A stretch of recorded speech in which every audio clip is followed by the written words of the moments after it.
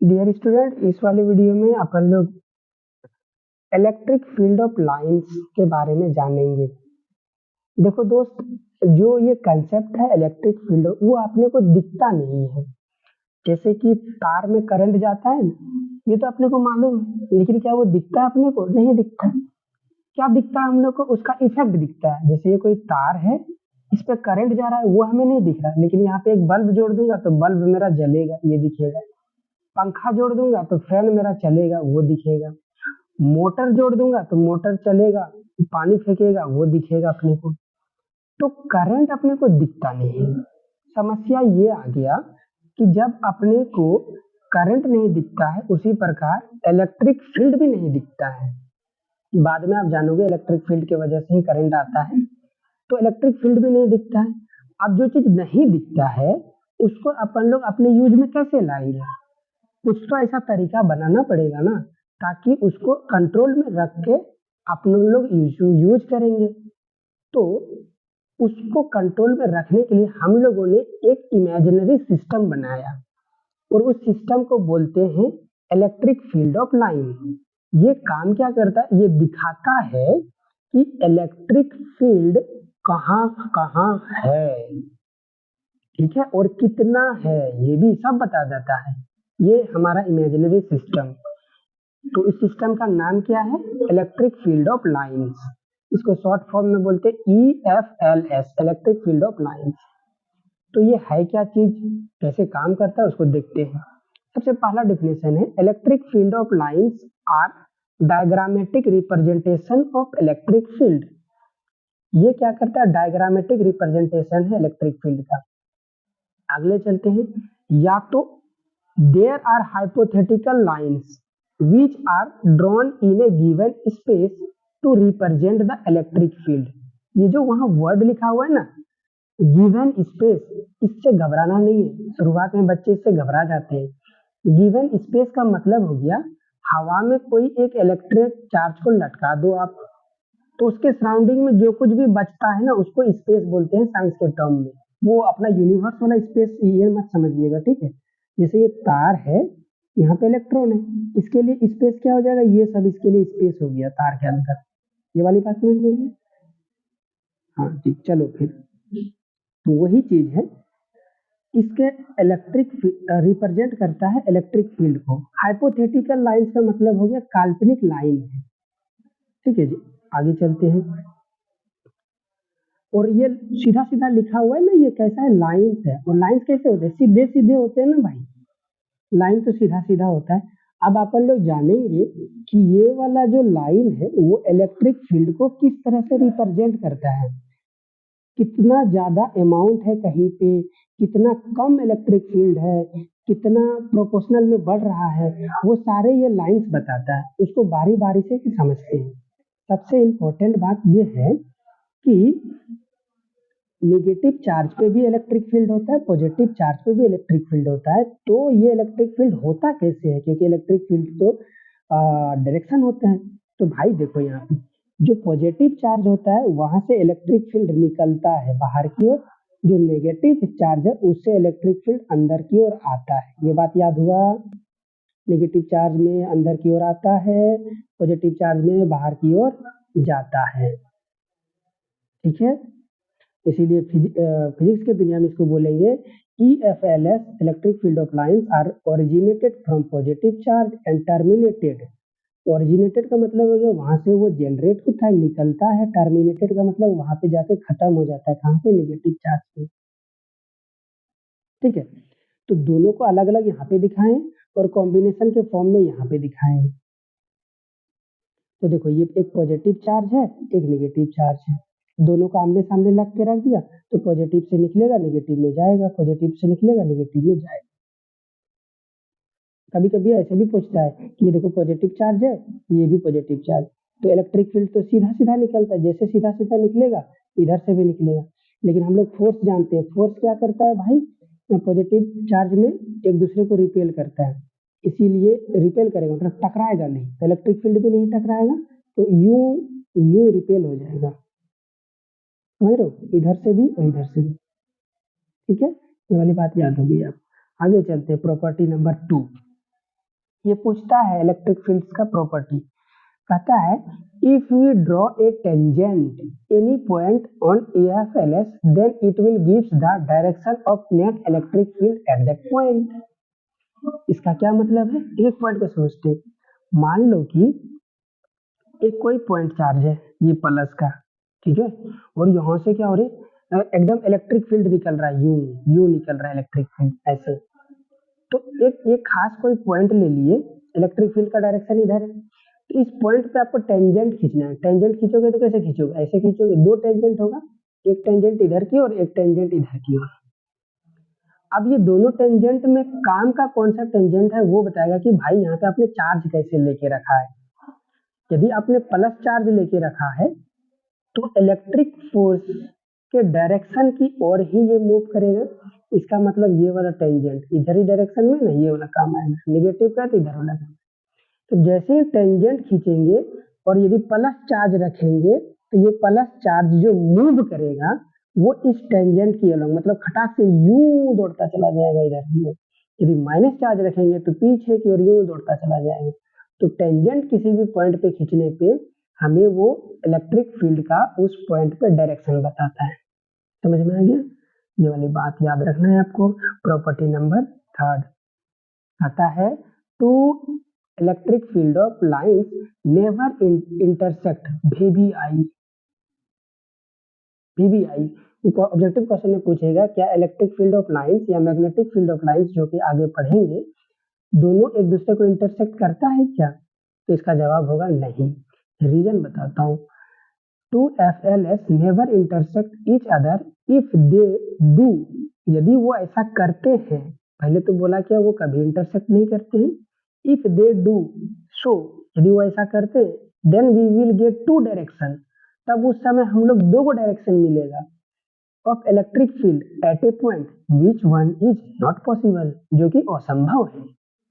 भाई एक मान लेते हैं कोई एक चार्ज है Q, वो एक टाइम पे एक ही दिशा में जा सकता है, दो दिशा में थोड़े ना जा सकता है। जैसे कोई आपने एक पत्थर फेंका आगे की ओर तो वो आगे ही जाएगा ना, एक ही सेकंड पे पीछे की ओर भी थोड़े जा सकता है, ऐसे पॉसिबल तो नहीं है। लेकिन आप यहाँ पे क्या बोल रहे हो कि दो यदि इलेक्ट्रिक फील्ड इंटरसेक्ट कर दिया इस तरह से तो दो गो टेंजेंट मिलेगा इसी पॉइंट पे।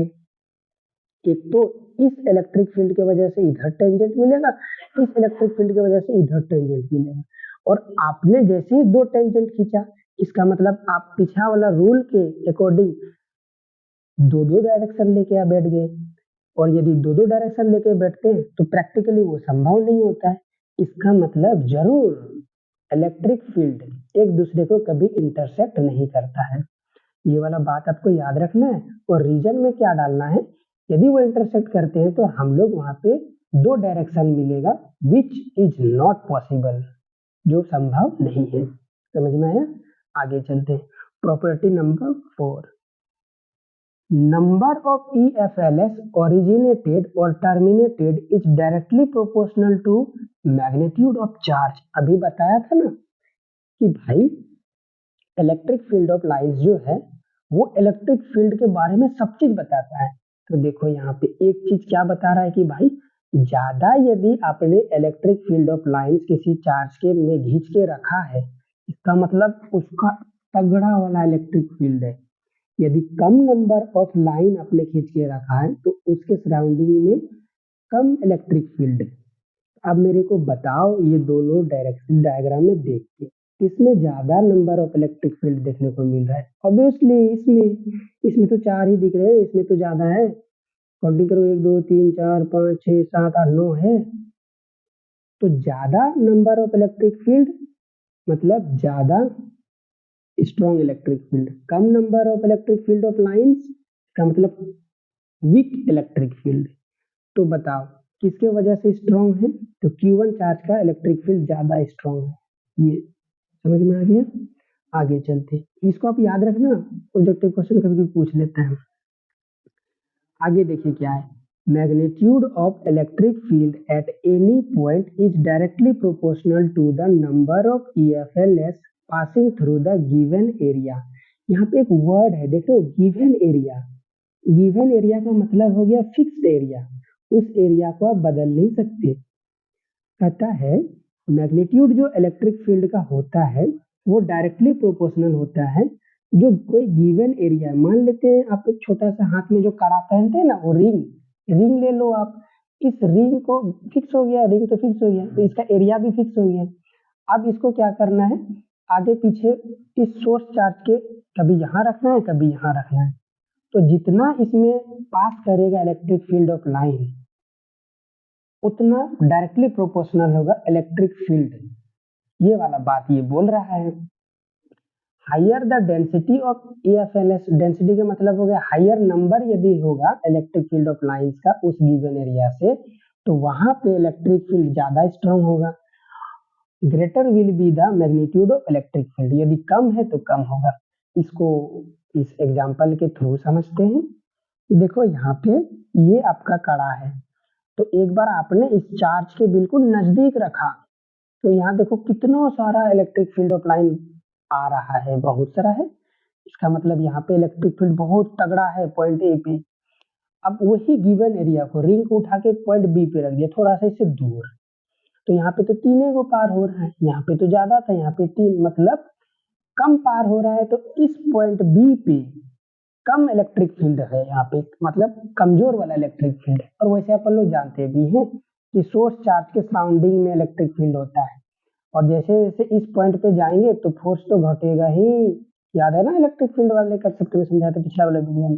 इस फील्ड से जैसे बाहर जाएंगे तो जीरो हो जाएगा, यहाँ से जैसे जैसे जड़ेंगे तो कम होगा, वही दिखा दिया है। और ये प्रैक्टिकली भी पॉसिबल है, अपने को दिख भी रहा है। याद हो गया? आगे चलते हैं, वही चीज यहाँ पे लिखा हुआ है। ठीक है। प्रॉपर्टी नंबर 6 कहता है EFLS are continuous line and they never closed form. जो इलेक्ट्रिक फील्ड ऑफ लाइन है, ये VVI ये पूछता है, वो हमेशा सीधे ऐसे चलते रहता है इलेक्ट्रिक फील्ड ऑफ लाइंस, और कभी भी वो सर्कल का फॉर्म नहीं करता है। इस तरह सर्कल फॉर्म नहीं करता है, नेवर।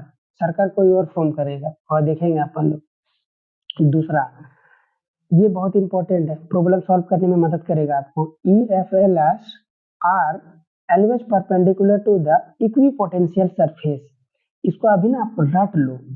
इक्विपोटेंशियल क्या होता है वो मैं आपको समझा नहीं सकता, क्योंकि पोटेंशियल मैंने बताया नहीं है, इसीलिए आप रट ले। कोई सरफेस होता है जहां पे पोटेंशियल इक्वल हो, इसका ये मतलब है। इक्विपोटेंशियल है ना, यहाँ पे पोटेंशियल क्या है, इक्वल है। पोटेंशियल क्या होता है आगे चैप्टर में सीखेंगे। वहां पे इस सरफेस पे हमेशा परपेंडिकुलर होता है। इस सरफेस को आप ऐसे बना लो, तब आपको समझ में आएगा। देखो ऐसे, तब ये वाला जो होगा ना, ये वाला इधर नहीं होगा। सरफेस यहाँ पे बना नहीं सकता हूँ, आपको कैसे दिखाऊं, दिखाई देता हूँ। मान लो कि ये एक पे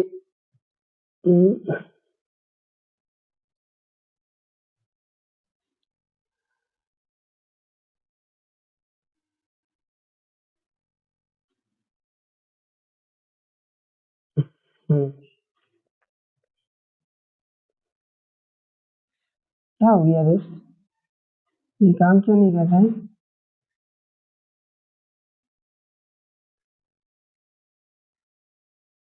हाँ, सही हो गया। तो मान लेते हैं ये एक सरफेस है कुछ इस तरह से, ठीक है, इस तरह से तिरछा।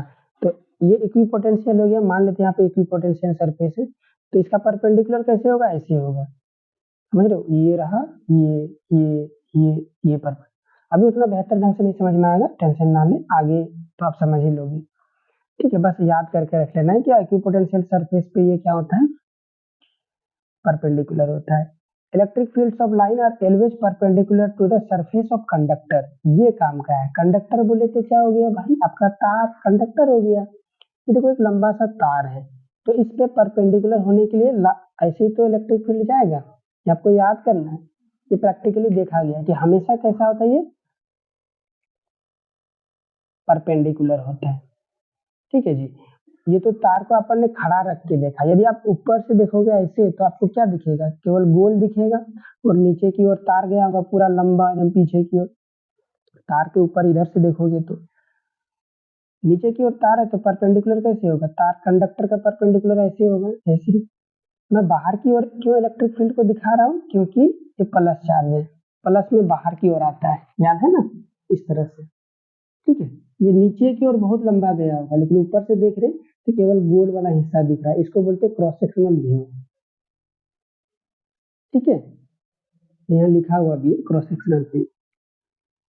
तो इलेक्ट्रिक फील्ड का जितना कंसेप्ट था आज वाला वीडियो में अपन लोगों ने इसको कंप्लीट कर लिया है।